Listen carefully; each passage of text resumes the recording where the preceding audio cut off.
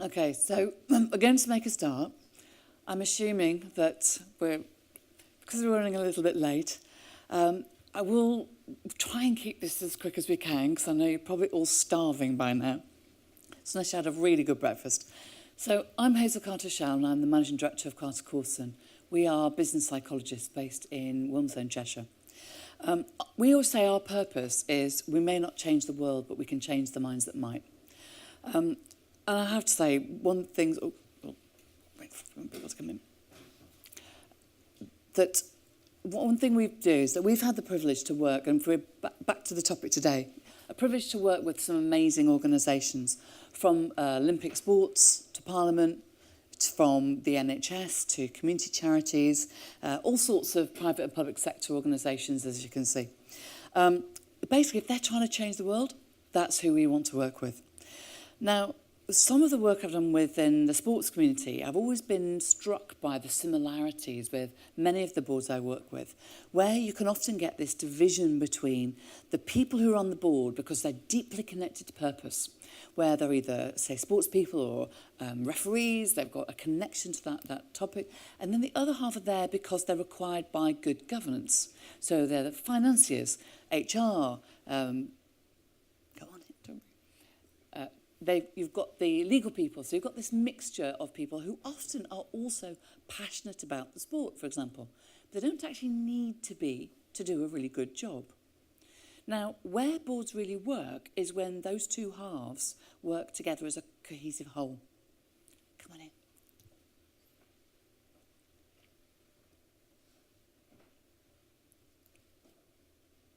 Luckily, it's a bit cooler in here as well, so keep you going for a bit. So that whole board composition part is we're looking for that element of working as a cohesive whole rather than the divisions. And what we find often is that sometimes it's when one part of the board or one section feels like they are more important, whether that's exec versus non-exec, whether that's the sports people versus the, what they put it, the suits. And I've also seen this in clinical versus non-clinical. Whenever you get that division, that's when it rarely works, because it's that sense of we're more important than you. There's an us versus them. So one thing we want to look at is the behaviours on the board. Now, I'm going to make some horrendous assumptions today because we don't have a huge amount of time. I'm going to assume that in terms of governance, so you've downloaded the good governance checklist because they're really straightforward to just work through it and go, basically, are we not going to get jailed? Are we doing what we need to do as a board? That's one thing. And do people understand their finance structures? How are we funded? Where does the money come from? How does that flow? Because then the bit that makes the difference are the behaviours, and that's what I'm going to focus on. No surprise as a psychologist. One thing I would say, before we start, let's just do a couple of basics. I think by now, hopefully, because you've all been sitting a long time, you all worked out what the loos were. So if you do need a loo, please just go. If you have any questions, one thing I would say in this kind of session is if you are convinced that everyone in this room needs to hear the answer to your question, please feel free to ask it at the end. I will save some time. If you suspect it's just you, then if you can come and talk to us on the stand, because we're just outside in the atrium, that will be easier. I am joined by my colleagues. I've got Sue at the back, who's been herding people in. I've got Sarah. Hannah might be around somewhere. She's got a red top on. She might have been whisked off to other sessions. She's also not very well today. But come and ask us a question. And if you are shooting off to other sessions, just drop your business card in with us and we'll drop your line. So that's how we'll handle questions. There will be no test, though. It is out with the people who know where they're going. We're out the front. But one thing I would say, this is usually when I tell you to put your phones away and make sure they're on silent.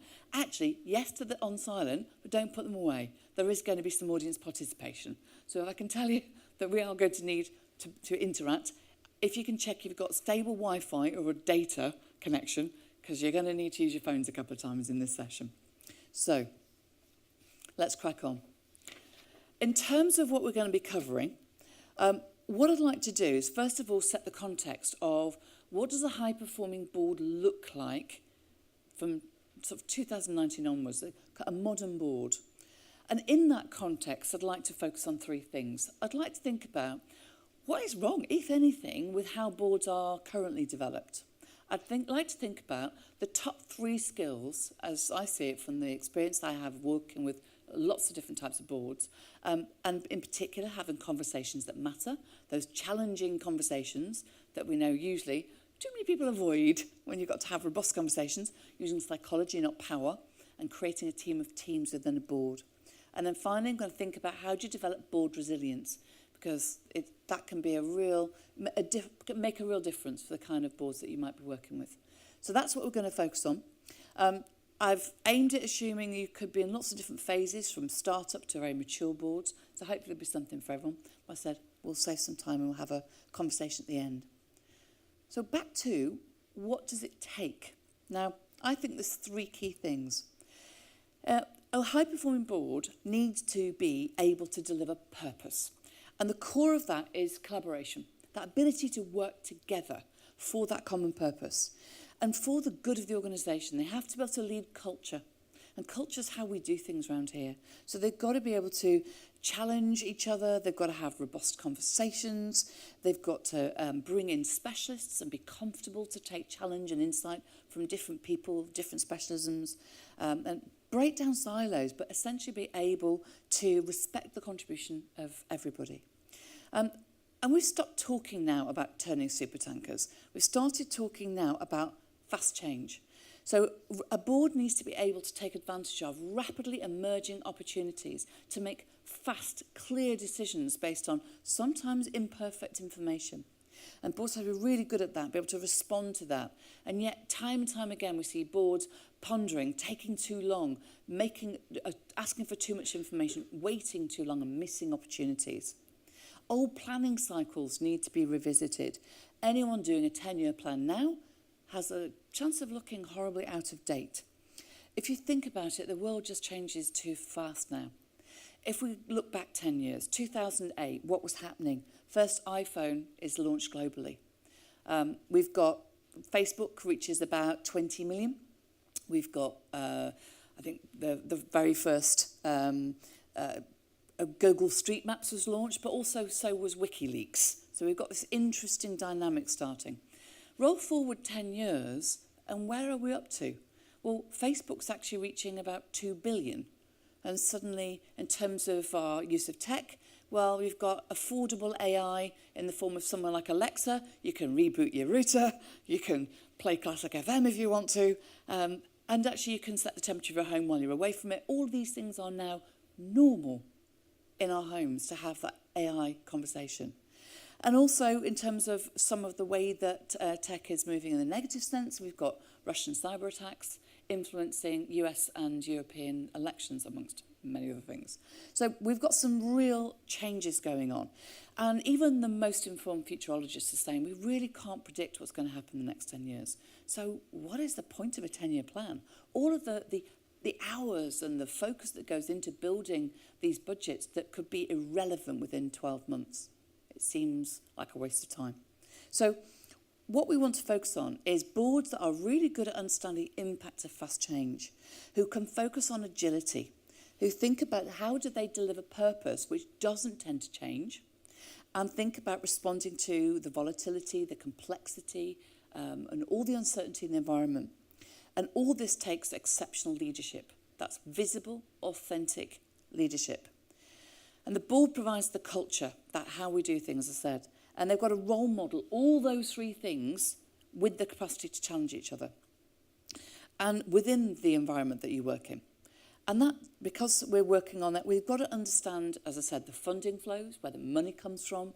I talk to too many boards who are a bit ill-informed about where do you get your money? How are you funded? Do you get that? What's your cycle? Who do you have to prove what to? Who do you have to impress? And similarly in terms of good governance. Too many times I've had to go in and almost have the shock factor of, do you know how many of you could go to jail? Do you know how many of you are just simply in breach of the governance rules? It's really simple, but you do need to know it and you need to know what's responsible. And when people have those, they go onto boards or they go into become governors, for example, it's amazing how many people don't understand the legal requirements of them, of what is expected. What are my duties? It's find that out before. So we're going to focus on that because too many boards have structures and rules and development plans that look remarkably like 2008 didn't leave us. In fact, I've had conversations with some people that said it looks horribly like sort of 1908. It's like some things just haven't changed at all. So how do you equip your board to perform in a world like ours? This complex, inclusive, challenging, with the selfie generations, but actually 4 generations in a workforce.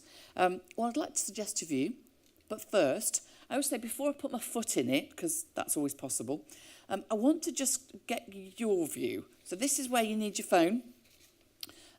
If anyone's done this before, you might recognise it. I want to know how you develop your board. So you're going to menti.com and you're using the code 807947. And I want you to just tell me how you develop your board. Let me just activate that.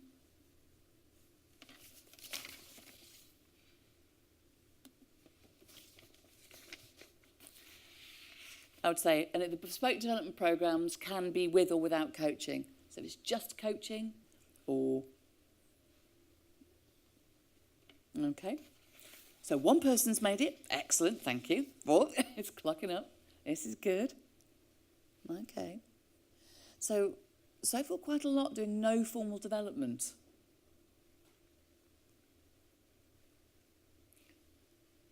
Okay.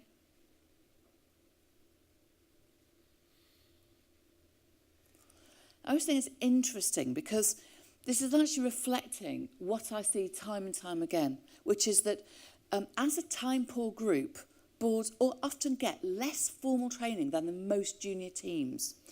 And because the approach to developing boards is often that you front-load training at an early stage of careers, and then you add experience, and as they get to kind of middle management level, you pop in some leadership training, and boom, you've got some wise leaders. Well, it just doesn't work that way, unfortunately, because usually by the time they get there, the skills and experience they've got have become, unfortunately, obsolete or out of date. So what you're looking to do is understand how do we flip this cycle? Because, interesting, General McChrystal came up with the phrase experience inversion, where leaders have to listen, learn, then lead. Because he was in charge of counterinsurgency in Iraq and Afghanistan. And what he realised was the way that the world had changed meant that everything he'd learned as he progressed up to his rank was actually irrelevant. It didn't work anymore. So what he had to do was start to look at what were his most junior officers doing. What had they come up with, these cool hacks, these ability to work against the insurgency? He said, really what I need to do is spot what they're doing and scale it across the organisation. That ability to spot innovation and scale became the new leadership challenge. So it was listen, learn, then lead. And it flips around this idea of, all we have to do is just train them at the beginning, pop in a little bit of leadership development, and there you go. Doesn't really work anymore. Also, boards need time together. They need to bond, feel safe to challenge each other. And that concept of them spending time, I'm again amazed. Boards often spend the least time together. Come together for their formal board time. Occasionally, people will say things like, right, we need board development, and it's usually someone will always suggest we need pizza. Nobody doesn't want pizza, to be fair. But when you see how easy is it to sustain it, almost impossible. It doesn't work. But also, we've got to think about when boards have a suspicion, or you get a suspicion that they're acting as if we've got nothing left to learn. They're the most senior people. I've been working with boards and senior teams for almost 30 years now. And I am astonished because I've never met a board who's got nothing to learn. But I do meet a few who think they don't have anything to learn. So because whatever they're doing, whatever their style is, whether they're going okay to good, good to great, or great to exceptional, there's something to learn. That's what we want to focus on. And I have to say, my pet hate is being asked, usually by some slightly embarrassed person, to say, could you do a version for the board of that programme? Maybe got a day or 2 days. And they're usually talking about an 4 to 8 day programme. You think, okay. I get they might be really time poor, but at best, it's going to look like they are not prepared to give time to this. At worst, it looks like hubris. Don't people think, oh, how arrogant, think you can do what everyone else in your organisation's been doing in 8 days, you suddenly think you can do in 2. It's just not possible. I can talk quickly. there's only so quick you can go.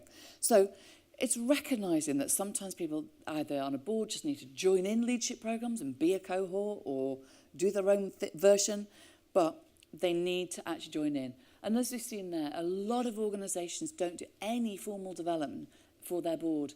And what I look at is in terms of that blend. Certainly, personally, I think there really is a role for bespoke development. I know there's one of you in here, well done, gets involved in doing bespoke programmes, because usually boards do need almost like the mother of all team building. They need something bespoke. They need to really focus on what do they need to learn. What element of governance have they yet to grasp? What conversations can they not have that they need to have to be a high-performing board? And we'll have a look at that shortly. And certainly in terms of the current trend in development, which is the 70-20-10. If you're not familiar with that, it's an experiential style of learning. It's more a philosophy than a recipe. The idea is you spend 70% of your time working on experiential challenges, that's in real life challenges, 20% of your time peer learning, so learning with colleagues, and 10% in input, so a tiny bit of input. And actually that formula works really well for boards too. Small bit of input, lots of experiential. So even if you're sitting there thinking, we've got to start, we're a startup, we don't have much money, we can't really go in for expensive bespoke development programs, you can actually do that yourself.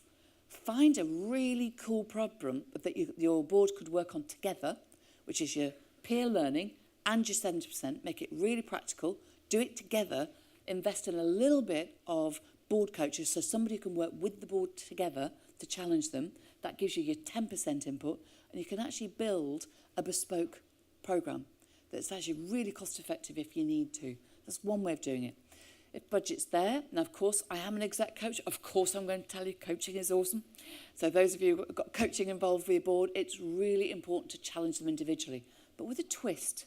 The twist is I actually recommend you either have one coach who works across the board, and I know there's some coaching supervisors who hate this idea because you've really got to be good at your boundary management, or you get one of the coaches on the board to act as the supervisor for the others if they're qualified to.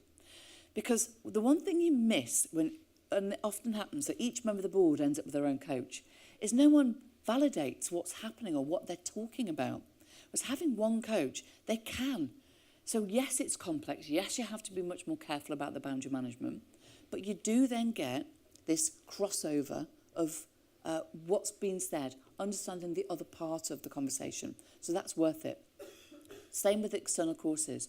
Because personally, I think these are better at exec level, but if you've got brand new non-execs or people who don't know their governance responsibilities, there are some great standard courses you can send them on. But that's what I would reserve those for, really, is keep it bespoke. So in terms of what we're looking at, but circling back, if you don't have the right mindset on your board, everything you do is a waste of time. Every penny you spend is wasted money. If you've not come across this before, these are the two mindsets people can have.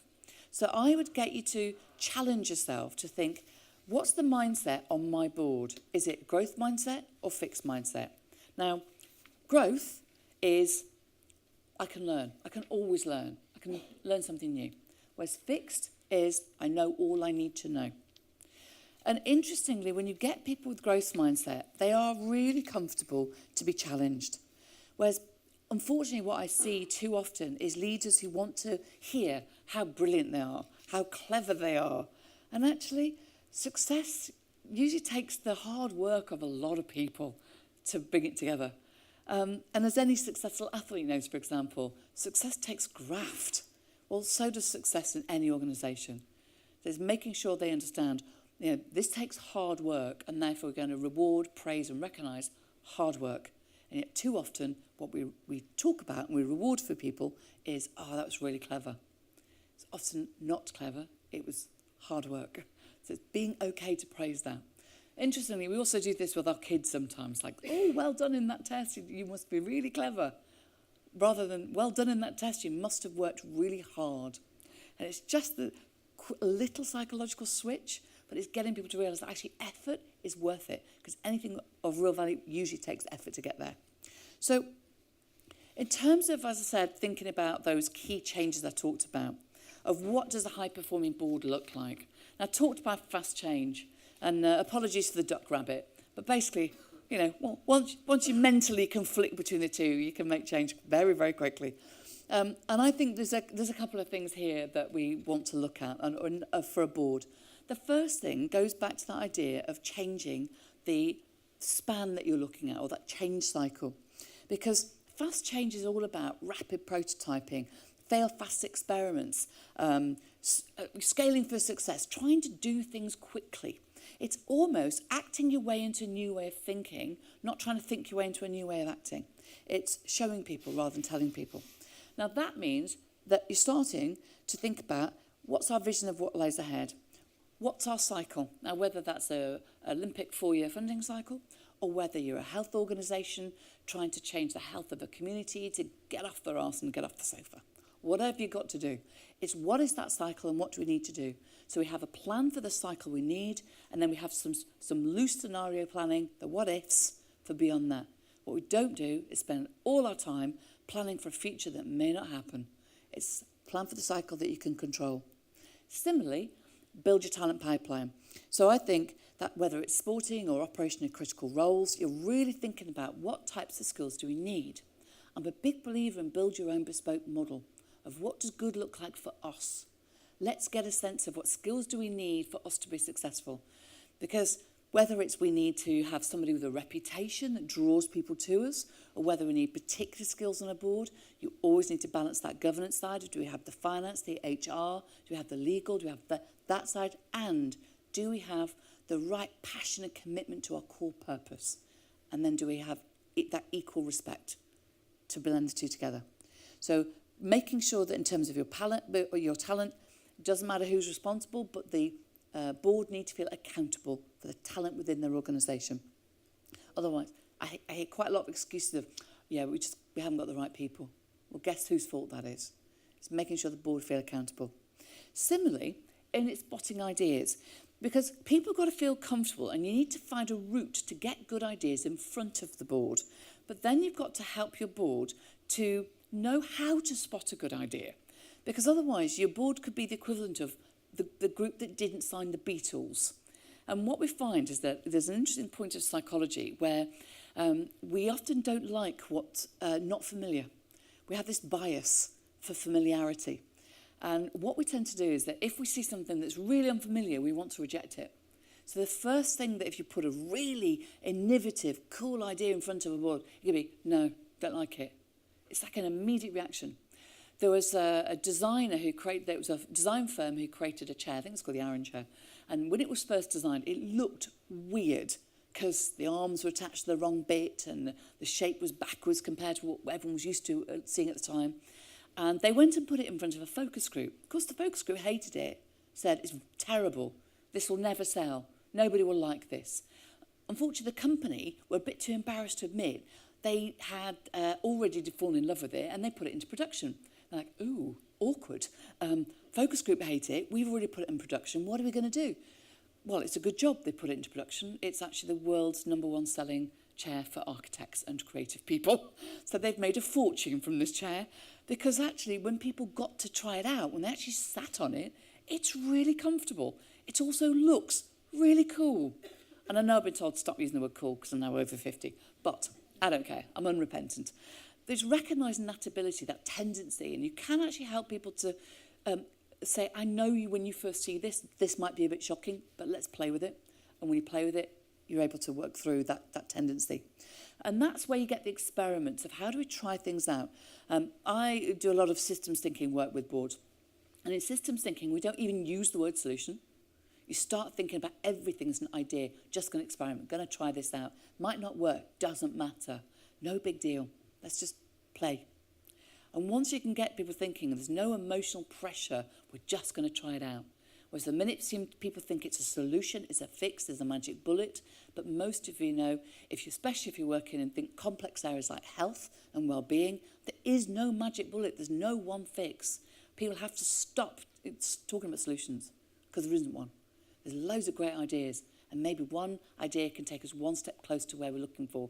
healthier communities, healthier people, more active society. But it's one step further. It's not a solution.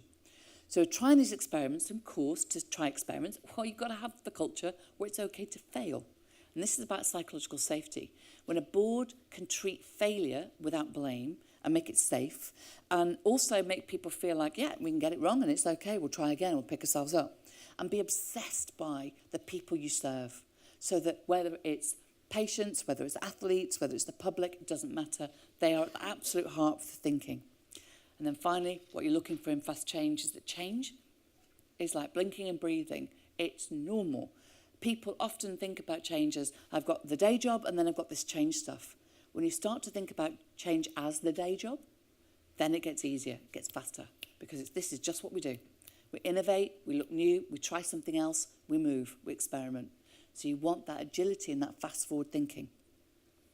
So in terms of the fast change, another quick question. How do you think your board responds to change? Now this is, you can add words, but it's very like tweeting. No essays, please. Either short words or short phrases.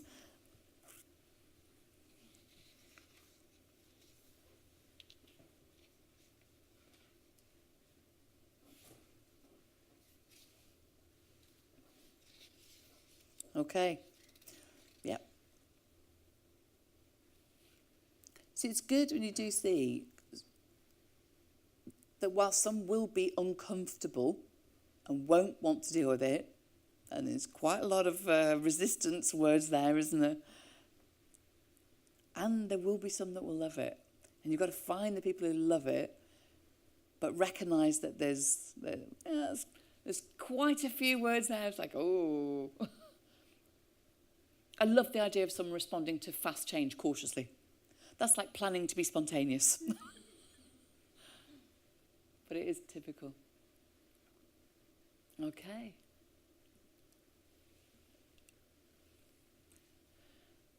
So again, if the number one response to fast change is slow, it's not so good, is it? There's work to be done in the boards to get them to think about how to make decisions more rapidly, to be more responsive and agile, so that they don't become that single point of failure that slows down innovation and decisions can't be taken quickly. So that's really interesting. One thing I will do at the end of this is we'll be sending out the slides, and it'll include everybody's comments and contribution.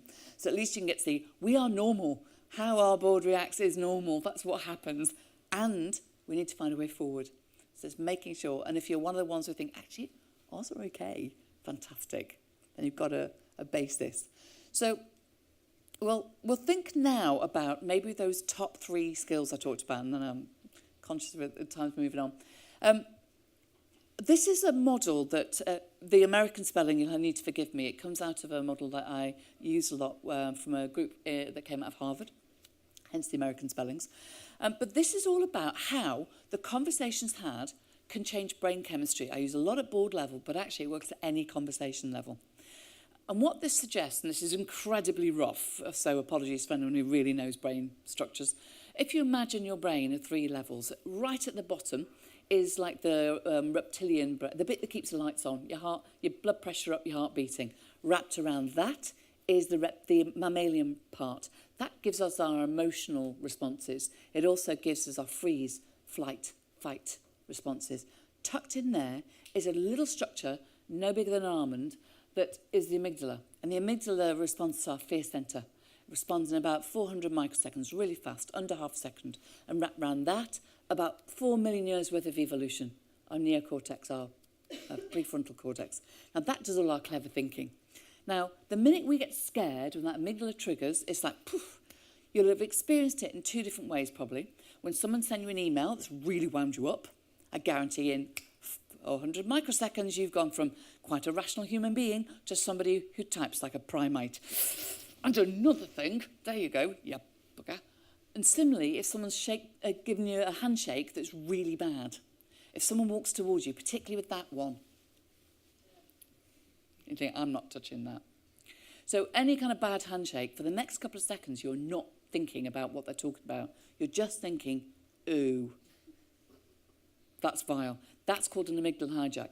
Now, the one thing you find is that in conversational terms, the worst kind that will trigger the amygdala off in the brain, and as I said, unfortunately removes about 4 million years worth of evolution, is what we call level 1. These are transactional conversations, tell, ask. At their worst, tell, sell, yell.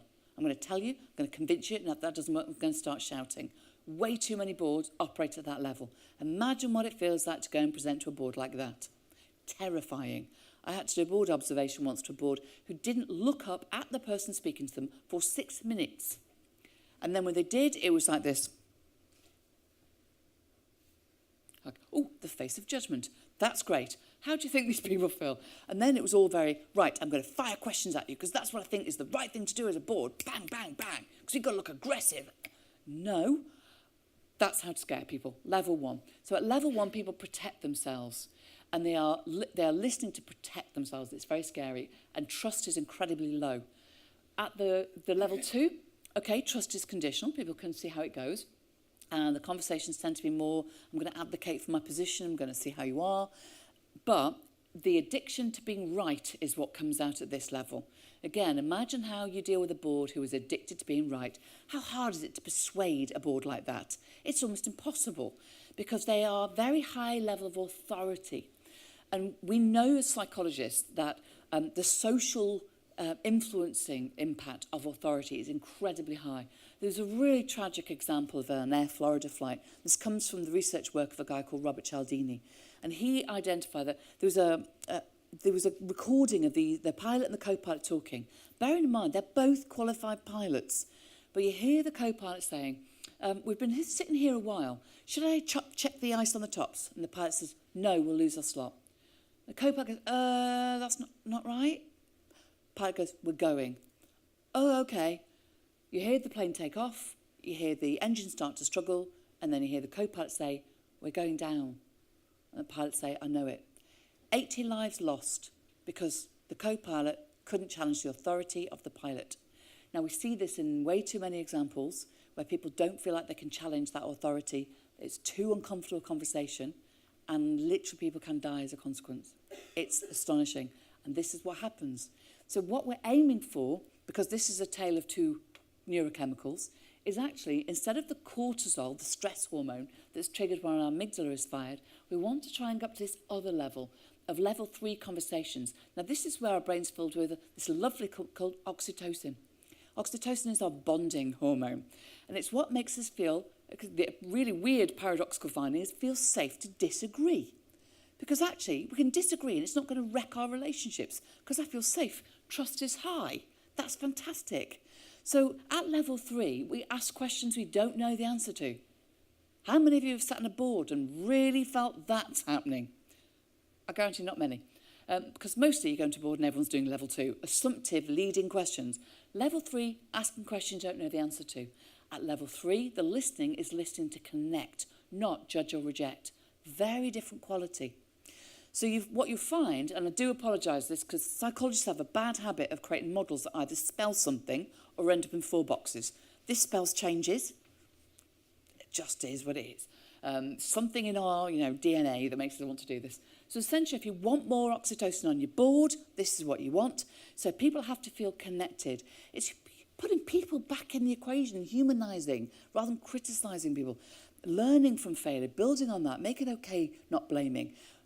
Busting silos, working across boundaries, creative solutions, not just going down to the common denominator, and also allowing people to feel really heard. And what you're looking for is that lovely golden thread connection between purpose and what people are doing. That will boost the oxytocin, people feel safe to disagree, and you get really healthy, challenging debate on your board. That works really well every time. So for me, I would say that's your number 1 skill. They can have critical, challenging debate, but no relationships gets damaged in the making of that conversation. So that's a number 1. The number 2 is learning to use psychology, not power. Now, I mentioned about things like culture, but this is also like asking questions. If we're talking about those lovely level 3 questions, if you go and ask the business or ask your organisation, what does good look like here? When people have had a chance to contribute to that, they are really happy to be assessed against it. So if you're building your talent pipeline and they've built the model, they're okay. even if they built a model they know they're going to fail against. It's one of those things. So you just need to be prepared to ask the question. And then you can spot those business critical roles and the flight risks. But also, if you're retaining a focus on the people that matter, you're always going to know that the psychology is the set of skills you need most. Because I think, personally, if you get the people with the right mindset, you can actually overcome even the crappiest process. Whereas you can have beautiful processes that can be absolutely wrecked by one person with the wrong attitude. Now, I have to say, it's my favourite story, but and I will not name, but a major pet food manufacturer who spent a lot of money re-engineering their processes, only to find the dog food was exploding. And they couldn't understand it. We spent millions on looking at our process supply chain. What's going wrong with the QA? And then they discovered there's a couple of guys on the night shift that when they ran out of, and unfortunately it's things like pig lung gets into the mix, anything, they just went and shoveled in what they got because they couldn't be bothered to walk to the fridges in the night. Because they didn't know that actually if you change the ingredients, you change the protein levels. And so in the dog food, it was exploding. Because when you tell them, it's like, A, they find it funny to start with, like, ha, ha, ha, we've been making the cans explode. Okay, now we'll change. But people just didn't occur to them that human beings will be human beings. If you make them go and walk in the cold and the dark to go and get these other fridges, no, they can't be bothered. They chuck it in because you didn't bother to tell them why it mattered. Why it mattered that you stuck to the recipe. Why it mattered that if you say it's something X on the tin, it is that on the tin, even if it's dog food. Because actually there's some dog lovers around there who'll be really unhappy with you to discover that's not what they're feeding their pet. So it's recognise you have to engage people. And also I'm a big advocate of systems thinking, as I've mentioned before, because most people show me org charts. Organisation charts are the structure of how power works. They are not how an organisation works. How an organisation works is this system. All the hidden alignments, all those unspoken loyalties. You want to know who feels absolutely at the heart of the team and who feels isolated or extrasized. You want to know who's absolutely aligned to the strategy, who's got their own agenda. That's what systems thinking looks like. And yes, it's complicated. So you want a leadership group, the board, who are okay with the complexity, who can sit with it, who don't take this reductionist approach and try and make everything simple. Because yes, what you're doing is complicated. It's complex and it's okay. But you need to use a complex approach. So that's why I would definitely say 1 up 4, teaching them a bit of psychology sometimes. And my third tip is about creating a team of teams. I'm astonished how many boards don't think of themselves as a team. And yet they should. They need to do team building and team bonding. And they need to do all the things that teams should do. Because structures are changing. There's new philosophies around, like holacracy. Where job descriptions are a thing of the past. People need to bring their talents to bear. And if they see themselves as a team of teams, which is another thing that came out of General McChrystal's work, they can dramatically improve their agility. Because they also, in this approach, they start to devolve decision-making power and authority down to where it can best serve your purpose, rather than trying to control. Because it's always interesting when you try and get people to think about that bottom-up innovation rather than top-down control. That can be a real challenge for boards. But when you think about where does power actually need to sit in this organisation, and when you can step ego aside, it's really wonderful to watch them figure it out. So actually, yeah, it needs to go there. That's where they need to be able to make decisions. And we've got to be able to support them. They are an enabler of power. But also, they've got to be able to be the heart of collaboration. Put the little slightly purple cog in the middle. The board should be that central cog that drives everything, not some invisible, unknown group that no one knows or recognises. I've been into quite a few healthcare trusts when you try and say, who's the director of so-and-so? I don't know. Never met them. I think, wow, poor. Really poor. If you don't know who your board are, you can't name who's central to this. So it's making sure that as a board, you're hiring good people and then you're getting out of their way, but not so far out of their way, they don't know who you are. So finally, I'm conscious of your hunger levels. Let's think about board resilience. Because if you've created a board that can lead fast change, that can collaborate effectively, because they're having the right conversations, they still need to be resilient enough to take the knocks. Because it isn't whether life puts you on your knees every now and again, because it will on any board. It's how fast you get off them. And one thing I've found that it comes back to this idea of the experience inversion is not all development is about talking. Sometimes it's about listening. And this starts with listening to yourself. Because there's models we use in psychology that are really powerful, and there's one we use called ACT, and it's about acceptance. And the first bit is to actually notice the negative messages that's in your head. It's notice them, but just as easily let them go. There's a lovely visualization we do where you imagine pressure or the stress that you're dealing with as water, and it's flowing around you. Too many people imagine it as a tsunami that rears up because they try and deny it, they try and block it, and it rears up and drowns them. An overwhelming pressure. Whereas if you imagine, I'm standing in a river, can be very fast flowing, doesn't matter, it's flowing around. So when something turns up and you think, I'm not sure I can do it, people get imposter syndrome. I'm going to get a tap on the shoulder. Any minute now they're going to tell me I'm no good and I should get out.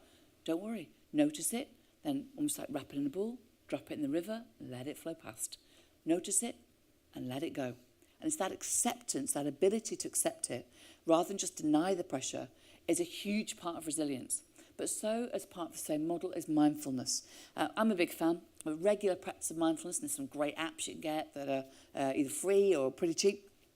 But that regular ability to be here in the here and now, ground yourself. So even just noticing feelings and thoughts, like, oh, I'm noticing that I'm finding prepping for this particular board meeting are quite pressured. Because it's our perception that turns it into stress. But I'm noticing the pressure. Or I'm noticing I'm feeling a little unprepared for this conversation. Whatever it is, notice it. Then allowing yourself, if you're, and helping your members of your board to get to the end of a working day and think that today is done, tomorrow will take care of itself. Rather than spending a sleepless night, worrying about what hasn't happened yet, or fretting over something that's in the past and can't be changed. And yet so many people do that. Whereas when you're on the board, you're dealing with a lot of pressure. But that ability just to say, right now, there's nothing I can do. Let it go. Drop it in the river and let it go past. And then I can sleep. Because if you can keep to the basics, and we always think the shed factors, sleep, hydration, exercise, diet, we know that. But it's amazing how often, if we've been hearing a lot this morning about physical and mental well-being, people don't always check in with their board. Are you okay? Because when, as a coach and a psychologist, we have lots of supervision. And the core of supervision is 3 questions. Am I doing it right? Am I getting better? Am I okay? I would say that those 3 questions are the 3 questions to keep asking your board. Am I doing it right? Am I getting better? Am I okay? But guarantee the am I okay is a bit people forget to ask their board. There's an assumption. You're senior, you'll be able to handle the pressure. Or you founded this company, you must be up for it. Well, occasionally, we're drowning, not waving. And we need to find a way to be able to say that. In our team, if we ask the question, are you drowning not, or waving? If people don't answer you, the answer's drowning. So we just have to know. Because I would say certainly the first 2 I'm going to look at in terms of, am I getting better? Am I doing it right? Because that comes down to my final point really, which is you need to evaluate your board. Now for some of you, this will be a requirement of your funding, as you have to evaluate board. There are a number of different ways. The minimum is observation and feedback. Someone's sitting in your board, reading them. I have to say, it's one of the skills that is part of my training that you don't tell people at parties. You don't tell people at parties. By the way, I'm trained to read faces and body language because everyone gets really awkward all of a sudden. It's like, oh, do you?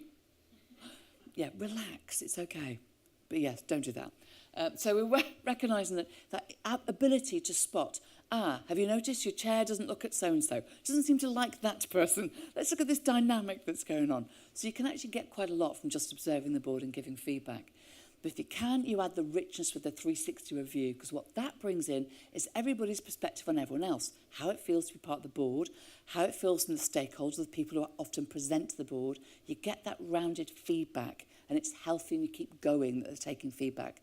The behavioural assessment is when we go deeper, when you want to build that model of what good looks like on your board, and you're assessing them individually and collectively against it. And I think that's if you're going to invest in a slightly more mature board, that's the way to go. Because what you can then do is validate it all to create a heat map of these are the skills and competencies we need of our board, and this is where that we've got some real strengths we can build on, and these are where we've got some gaps that we need to maybe do more about. We'll do something there. And then you're really focusing your attention. But I would say don't just focus on the skills, those governance skills of what do we need. I'd also think about board behaviours, thinking about how well they challenge each other. Those cabinet behaviours of, do we have a robust debate, but when we've made a decision, we go out of one voice. I'm always astonished at how many people forget that bit. It's like we go out and then jump in the trenches and go, God, guess what they've come up with now? I think, no, that's not how a good board operates. So you want to get those basics of behaving well.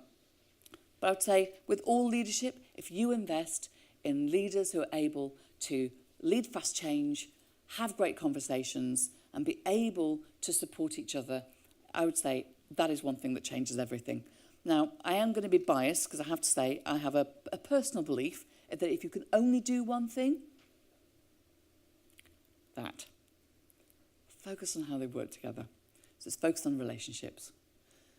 So, any questions? Or are you all too hungry? Any questions? Yep. The question whether you've spotted differences in your career between paid boards, the non-exec director types, and volunteer boards? Sometimes the paid boards, yes, there can be a sense of, I feel, I really have a sense of ownership and accountability. I think you can get highly professional, unpaid volunteer boards, but they've got to be trained properly. I think sometimes there can be a sense, if you've not managed their expectations, they can turn up and always think, oh, it's just like, turn up, have a chat with my mates, I'm having a lovely time.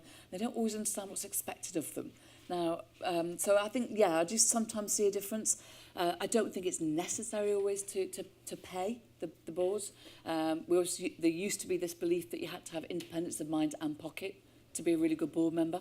Because what you don't want to do is people feeling like I am dependent on this board for, getting a stipend or getting a pay, and therefore I don't want to go against it or say the wrong thing. So you need people to feel like they've got that degree of independence. But I do recognise that the time commitment for some people, if you want really quality people, yeah, you're going to need to pay for them. And I think that's the mindset of some boards where they think, well, we just get everybody free and that'll be fine. Yeah, I think that's something you really need to pay for. That'll be my belief. Any other questions? I'm seeing the sloping off for food brigade. And that's utterly okay. So as a psychologist, it's a very primal need. I get that. I won't take it personally. So I would say, unless you've got any other questions you think everyone might be interested in, come and see us on the stand when you've had some food. But thank you very much for your focus. I'm impressed. Thank you.